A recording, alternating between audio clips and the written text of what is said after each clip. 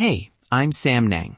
This is SNJ Pride, the podcast where two gay men who've been together for over 11 years keep it all the way real about coming out, love, and everything in between.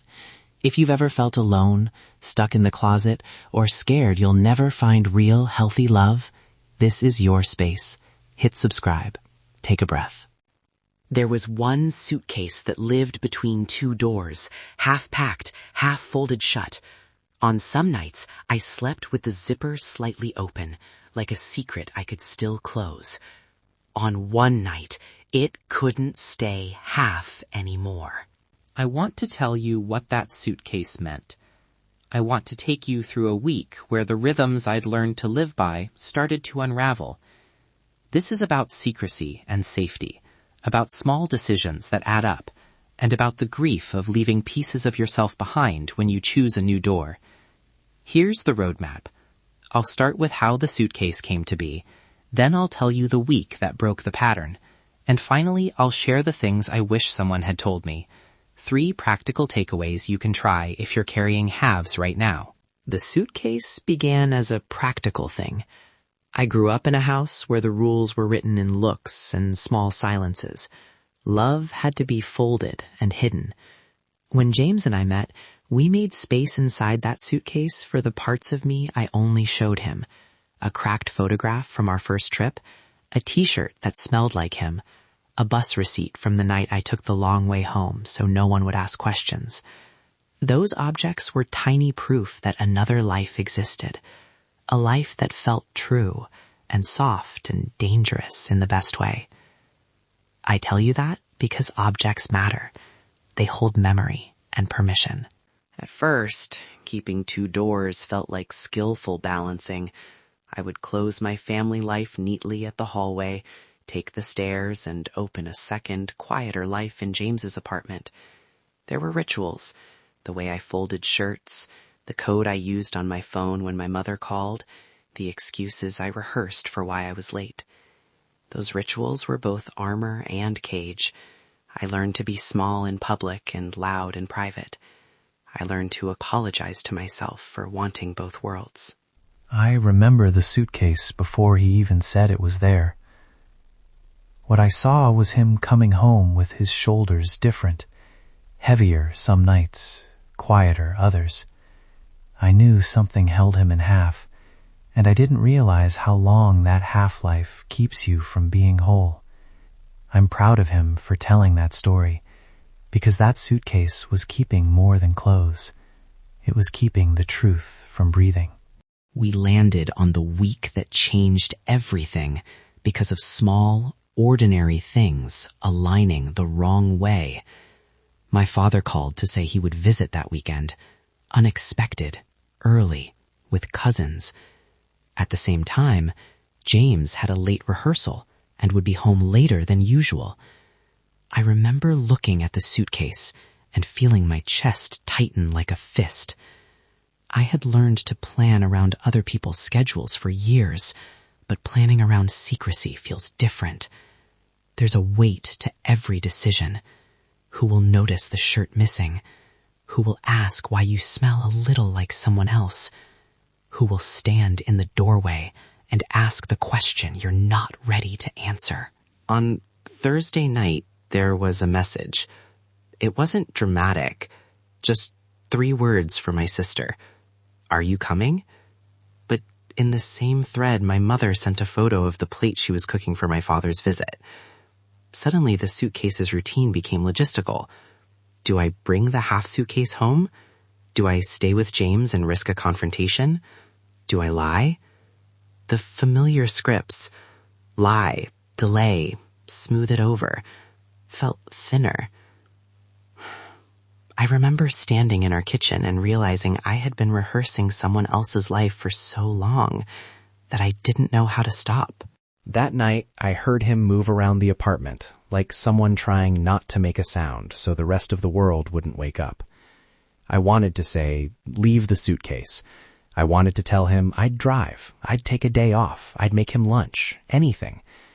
But I also knew that he needed to make the decision for himself. So I sat with him, and when he needed me to be quiet, I was quiet. When he needed me to say, "You are not alone," I said it. That's what matters. Showing up however your person needs you. It's not heroics. It's presence. The turning point was not a dramatic reveal. It was a knock at the door. Late, precise, loud enough to make the heart leap. I wasn't expecting anyone. James and I stared at each other for one slow, frozen heartbeat. When I opened, it wasn't my family. It was a neighbor with a package. But the knock had already broken something inside me. The illusion that I could keep both doors separate forever. In that moment, I saw every small lie I told myself. That I could protect everyone by being two different people. That I could keep people happy by keeping my truth hidden. After that knock, the suitcase felt heavy.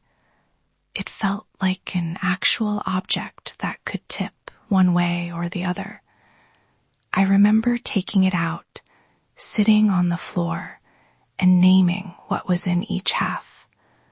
On the left, childhood photos, a church program my mother kept from a funeral, a thin wallet of family receipts, all the things that meant I belonged in a certain way. On the right, a ticket stub from a concert James and I went to, a thrifted shirt I loved, a napkin with a note he once left me. Naming them felt like grieving and blessing at once. I realized I was allowed to mourn the life I had to close, even as I welcomed the life I would choose to carry forward. That's the truth of it. He didn't have to make the decision that night. What mattered was that he knew the weight. And when he told me later, when he said, "I don't want halves anymore," I heard the courage in that. We weren't dramatic about it. We sat and made a plan. Safety first, step second, honesty when it was safe. That's what real choices look like. Practical, tender, and steady. So here are the things I learned. Not rules, but things that helped me shift from halves toward a life where the suitcase no longer lived between two doors. Takeaway 1. Safety is the first step. You don't owe anyone a full truth if it puts you in danger. Start with planning. Who can you call? Where can you go? What small step keeps you safe today? Takeaway 2. Name what you're carrying. When I named the objects in the suitcase, I grieved and I blessed. It helped me see what I would miss and what I would keep. Takeaway 3.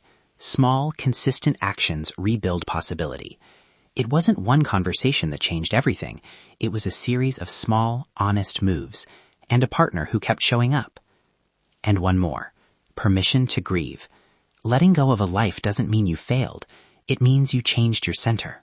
If you're listening and you feel trapped between two doors, I want you to hear this. That's real and valid. You are not weak for wanting both things. What we did was small and steady. Check in with a friend, write down the things you'd lose if you changed one part of your life, and take one small safety step. You don't have to decide everything today. You've already been brave by being honest with yourself enough to listen. If you're carrying halves, here's a tiny thing to try right now. Open a notebook. Write the two doors you live between, and under each one list 3 things you would miss and 3 things you would gain if you chose the other. Don't judge the list. Let it be information for your next step.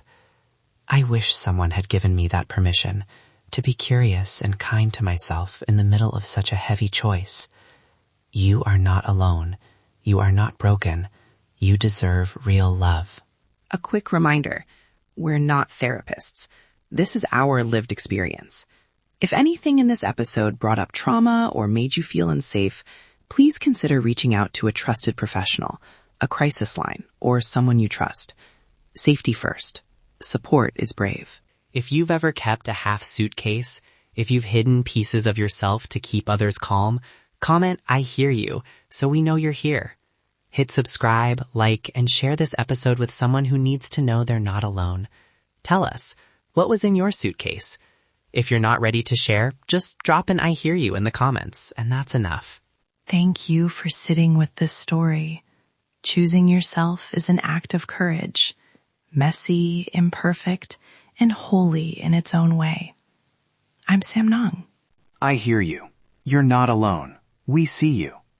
We'll be back next episode with another story and more of what we learned along the way. You've got this. This is SNJ Pride. Take a breath. You are not alone.